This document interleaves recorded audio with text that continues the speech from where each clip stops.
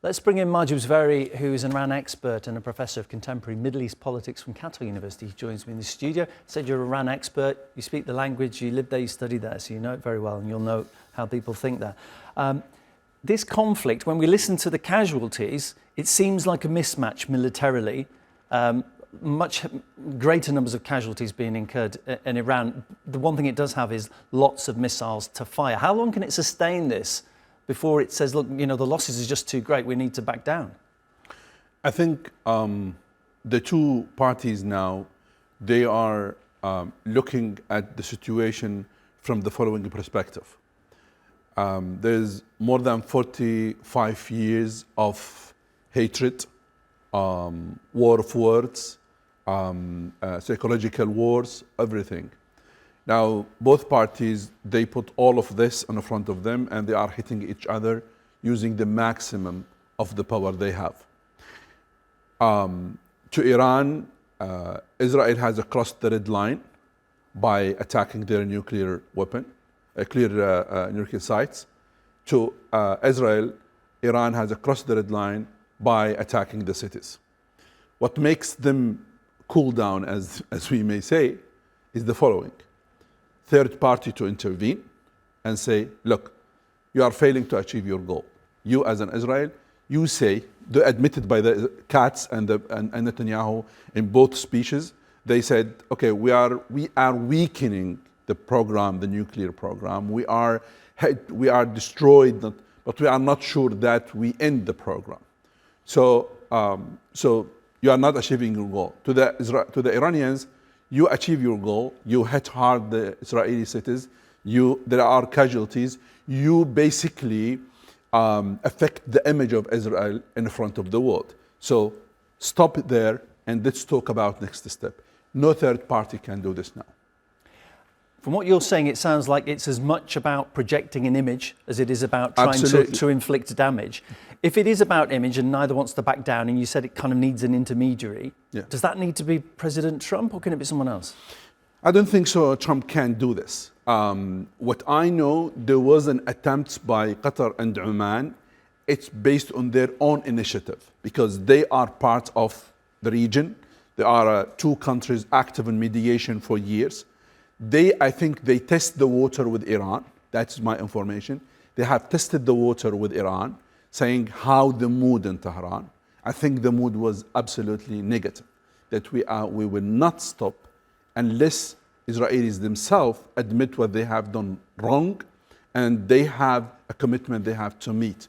And I think that itself made the both parties step back. And I think that is what made Trump made his statement last night that there are some efforts, but I don't think so. Iran will accept at the moment any kind of efforts to stop the operation. There is another factor. They are achieving their goals. They are using the maximum of their missiles. They are destroying the image of Israel in front of the Israelis themselves. That's how they think, Neil. I'm looking at the media there from all different views in Iran. They feel they destroy the image of Israel. In the front of the Israelis themselves, they destroy Netanyahu's image. Mr. Security, he's the person who called himself Mr. Security. He wants to secure Israel for a next generation. Now they feel that they destroy his image. And that itself is a fuel to say, okay, let's go ahead, let's continue. Because both, we've talked about this previously, because both countries view the other as an existential threat, yes. Even if there wasn't this discussion about nuclear weapons for Iran, would we see both sides always, whenever possible, taking the opportunity to weaken the other because they are considered an eternal enemy? Yes, because of the narrative.